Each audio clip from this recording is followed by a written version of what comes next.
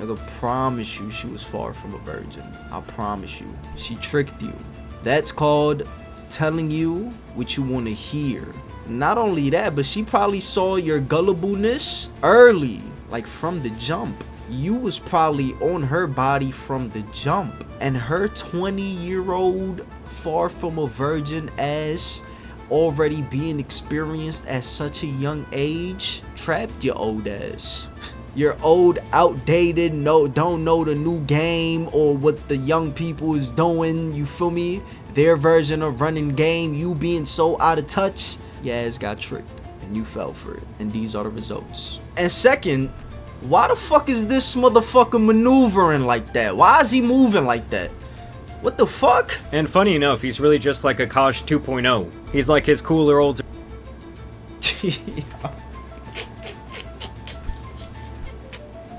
Yo, what?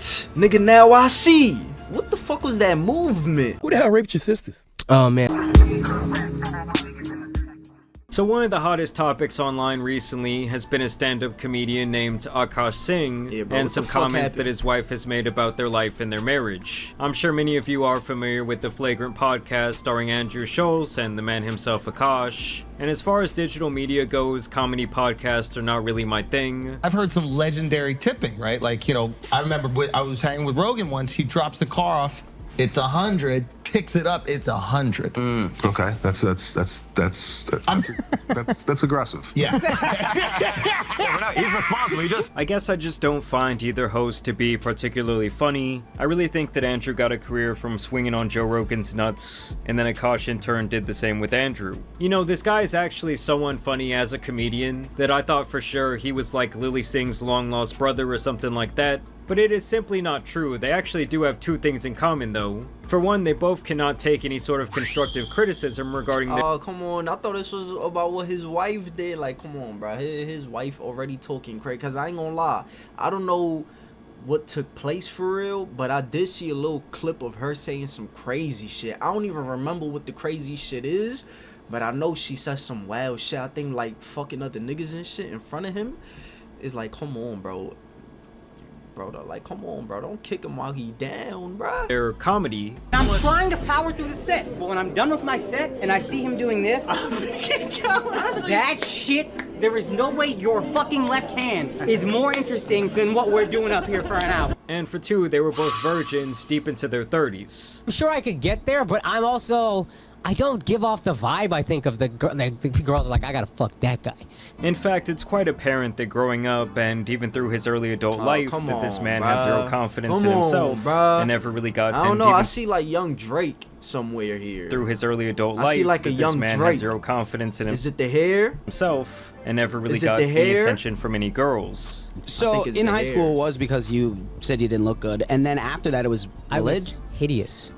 Well, you're not a hideous guy. Hey, you haven't seen me in high school. Well, Short, what fat, happened? Crooked teeth. I was just like a chipmunk, dude. And I really do think that this is how he became a living doormat, but let's not get ahead of ourselves. Who the fuck and is funny that? enough, the seeds of this that is not that... That is not that guy. Let's not get at all. Who the fuck created this shit? Ahead of ourselves. Yeah, I ain't gonna lie, ChatGPT be doing this bullshit too, where I ain't gonna lie, I've sent the picture to ChatGPT and told them to make a cartoon out of me. Bro, that cartoon that they gave back to me, I don't know who the fuck that was, bro. And funny enough, the seeds of this expose of his home life were planted years ago when Myron and Frogger from Fresh and Fit would go onto the Flagrant podcast, and it was beyond clear that Akaash was not a fan of these guys by any means. The way I look at it is, you know, you watch them fucking, you see them evolutionary charts from Neanderthal to Homo sapien. Yeah. Y'all are the first motherfucker out of Neanderthal. And ever since this interaction, the two of them have had beef for years, and even the two podcasts in general have had issues with each other. And at first I would say it was a pretty even battle with each respected fan base kind of riding for their guys, but lately Myron has been teabagging the shit out of Akaash online. And it's really all been possible because of Akaash's wife Jasleen, as she has pretty much given Myron all the ammo in the world. You see, Akaash made the mistake of trying to appear too perfect, and every time he would open up his mouth about his wife Jasleen, he would paint her as this beautiful, sexy, but also innocent, almost naive person. Okay, what's wrong with that? And on like what's wrong with that? More than one occasion, he noted this story where they lost their V-cards to each other when she was in her early 20s, and I believe believe he was in his late 30s. My wife also hadn't had any sexual partners, so that helped us connect a lot more. Now, let me ask you this: wow. do And you believe her? If you've seen her, then it's hard to believe. Yeah. I remember I was just like, what? Oh my god. No, he's already down, bro. He's already down. Just chill. I don't even, like... I mean, it's almost like the guy had a superiority complex over this V-card fun fact, when in reality, he was really just on some Steve Carell shit. And it's quite apparent that even in his newfound success, he was still deeply insecure from his adolescence. But either way, Akaash was still pretty well respected for years, and the problem really didn't start until his wife opened up her... Yo, Akaash, I promise you. I promise you. Nigga, if I could go to 40 years old with my V-card, nigga, I will. I will. Give me my shit back. Nah. None of these bitches deserve my shit, bro. If I... Nigga, what? Hell yeah, if I could go to 40 years with my what? Yeah, nah, I ain't gonna lie. At this point in time, it's like, in today's day and age, it's like, bro, give me back my shit, bro, for real. If I knew shit was gonna be like this, I would've never, you feel me? I would've never, oh mouth. my God, And at first, bruh, it was simply what the about the red fuck? pill community and specifically Fresh and Fit. So my husband actually interviewed these red pill guys on their podcast one time, and I won't mention their names because who the fuck even cares. But it was so funny because he actually called them out on their shit and their like stupid fucking beliefs and how they say that they're helping men when actually what they say is like really detrimental and damaging, especially to young impressionable men. Because he went at them, the red pill guys like fans were attacking him afterwards, found pictures of us, and because I'm like objectively attractive, you know, they were saying that we couldn't possibly have got together in a natural Just say you're attractive, bro. Like, what is this objectively? kind of way, or like in the wild, like it must have been an arranged marriage. Now, the most ironic part What is about the her call-out objective? is that she herself turned to making Fresh and Fit as content for women, where she embodies the idea that women should be constantly treated like spoiled brats who need their every whim catered to by their husbands. In fact, it seems like all she really knows how to do is sit at home and spend Akaash's money. I mean, just listen to how she describes herself. For those of you who are new here, hi, my name is Justine. I'm a stay-at-home wife, but I don't cook or clean because I don't feel like it. And my husband is a full-time stand-up comedian, and he buys me lots of nice things. And trust me guys, after this, the clips only get much worse. You know, it's almost like going from Weenie Hut Jr. straight to Hell's Inferno, as she totally comes off as an entitled gold digger when it comes to finances. How do Okay. you and your husband split finances? We don't. We don't. If you want to work, all for that. But like any man that doesn't want to have a joint bank account or isn't being transparent with his account, that's a fucking red flag. His money is our money and my money is my money. Yes, that's very easy to say when you have no income. That is actually my number one. They must be generous with their finances from day one. Oh, I love my wife. I love my wife. Let's go ride a bike with my wife. And it's What that shit say? To everyone saying my husband should divorce My wife. me. Let's go ride a bike with my wife. and it's just like the best fucking part is like living with your best friend Also, it's like there's who always- buys you designer shit. My wife is objectively gorgeous. Me, no. So that's what you got to do. I got to work my ass off, and then every time she starts looking at me and she starts assessing my beauty, I just throw a bag at that bitch. Chest pass. And just look at her sheer reaction to Akaash surprising her with an upgraded wedding ring recently. I mean, yes, bro, this exists. Like, I don't see, you feel me?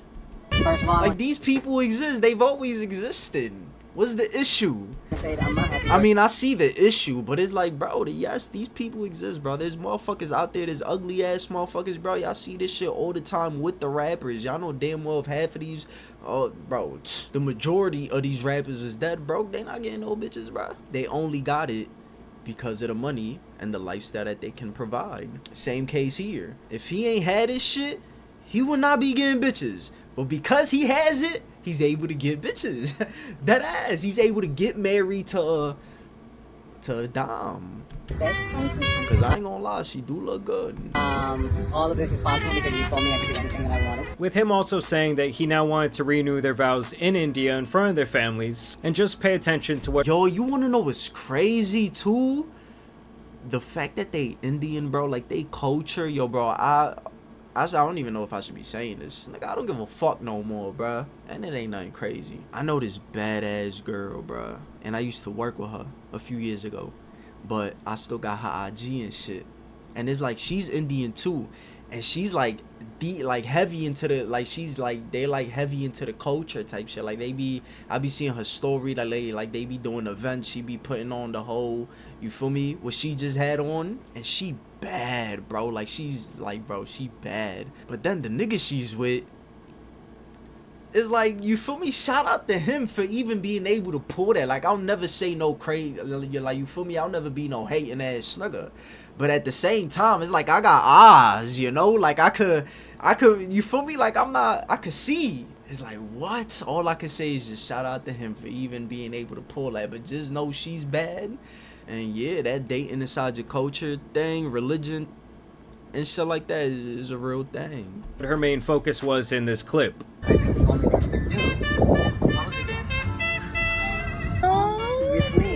Ghislaine Singh, will you be Ghislaine Singh forever again?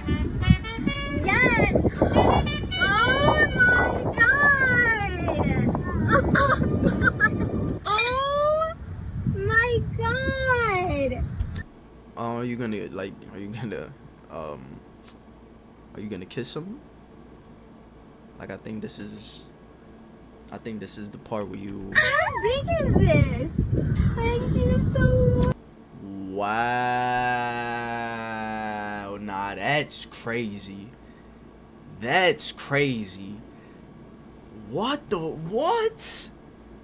No. That's disrespectful. What do you say? This is so. Courtney Massey. You were sitting in her lap. Now, clearly she was Yo, bro. What the fuck? not moved by the rededication of their love to each other. Hell, she even dodged that poor motherfucker's kiss. Marriage is much better for women. It literally starts with a man getting on his knees begging you. But is that enough? No. You also get an exquisite piece of jewelry. 3 paychecks, that's what she told me. 3 on a finger? And I just know for a fact that she is the type of chick to Oh, and she did it, like, this is her thing. Like, this is what she do. require a blood diamond over a lab grown, all because she needs to walk around feeling supreme to other people. And then when she does it, she don't even pucker her lips. Oh, what? Yo, that's crazy, bro. I promise you, I done told a bitch about that shit before, bro. For real, like, every time I'll kiss her, like, shorty just wouldn't pucker her lips. I'll be like, yo, I ain't gonna lie, that's mad disrespectful, bro. Not puckering your lips is disrespectful. Kissing with your eyes open is disrespectful. Yeah, that shit is disrespectful, bruh. You know, she wants to feel that slave labor on her finger. And Akaash actually makes another fatal mistake here of encouraging her to have a TikTok and podcasting platform. Who was your first girlfriend? I had one in college. Subject. Now for him, this was really the beginning of the end, as she would start oversharing quickly. Sometimes I get so painfully nostalgic for college. The top 4 songs when I came back for my sophomore year: Click, Pop That, Bands Make Her Dance, Birthday Cake, The 2 Chainz. I was popping. Oh, this is what I saw. My pussy. Oh, dance, my. Birthday Cake, The 2 Chainz. I was popping my pussy and living my best life in these white boy frat houses. And I had a roster of guys that I would rotate through. So it's like, ugh. And it's just hilarious because Akaash acted like he found this diamond in the rough, like she was some pure angel sent down from heaven, when it turns out she was the total opposite. I was popping my pussy in these white boy frat houses. I met this guy on Tinder. This was before Bumble or Hinge. This was in the OG days of the app. And this guy, I made the dumb mistake of letting him sleep over, not really wanting to fucking hook up. And I woke up in the morning and my asshole was a little sore. Oh my god. What? And I gotta say, for someone who is already years out of college, she sure does reminisce about it a lot. And it seems like most of her memories involve partying and other men. So do me a favor, to all my brown girls who are starting college, you actually don't have to date the first guy that gives you attention. And when I got to college, I was like, oh my God, it's like open season and like all these guys are like starting to give me attention and like everyone's being so social. Now, where things would really explode for Neon's father, though, is when his wife opens up her mouth about her best friend slash podcast host husband, Nav. And at first I thought she was actually talking about the pudgy rapper. But no, she is on this man's dick like no married woman I've ever seen. Would y'all ever have an together with your husband? Rhea, I'm actively trying to have an orgy because this couple is so fucking good looking and you haven't seen Nav yet, but wait till you fucking see him. His body goes crazy. His face card always slays, never declines. And it's kind of weird because I'm talking about your husband. I just know that Nav's Wait, what? dick is like at least 10 inches. Now, for me, all of these I ain't gonna lie, this is way worse than the Aisha Curry shit, bruh. statements What would be the grounds for fuck? immediate divorce. And no, I'm not even joking. Like, never have I sat with one of my friends and said, damn bro, your girl got a fat ass, she got some nice tits. Like, that would just be so disrespectful that I would expect any one of my boys to slap the hell out of me for that. And obviously, Yo, bro, what's the comedian do? Oh, Akaash? Yo, Akaash, I promise you, when you met her, she was far from a virgin, bruh. Listen to me. You say you met her when she was 20? And you was what? In your late 30s? First off, nigga, promise you she was far from a virgin. I promise you. And I don't know for a fact, but I'm telling you for a fact. She was far from a virgin. vice versa. We're gonna have a compound. Yes. And me, Nav, Nahal, and Akaash are gonna be in two like adjoining houses She tricked you. so that we That's called telling you what you want to hear. could always be near each other. And we're gonna have a because- connecting. Not only that, but she probably saw your gullibleness early. Like from the jump. You was probably on her body from the jump. And her 20-year-old far from a virgin ass already being experienced at such a young age trapped your old ass. You're old, outdated, don't know the new game or what the young people is doing, you feel me? Their version of running game, you being so out of touch. Your ass got tricked. And you fell for it. And these are the results. These are the results of 1,000 electric votes. Basement where we have dinner and movie nights and Yeah. Akaash is such a fucking king. Like, everyone knows he's the best husband, and I don't often find men that measure up to him. And like, Nav completely measures up to him, if not more. But for Akaash, this ends up being the worst part, as he willingly gets cucked for their audience of less than 1,000 subscribers. And the funniest part to me is that he shows up on the couch with the other husband, Nav, and I expected him to be like this jacked, badass, historically good-looking guy. And funny enough, he's really just like Akaash 2.0. He's Wait, didn't she? This nigga name is Nav? I thought she was talking about the rapper. And second, why the fuck is this motherfucker maneuvering like that? Why is he moving like that? What the fuck? He's like his cooler, older, good-looking guy. And funny enough, he's really just like Akaash 2.0. He's like his cooler, older...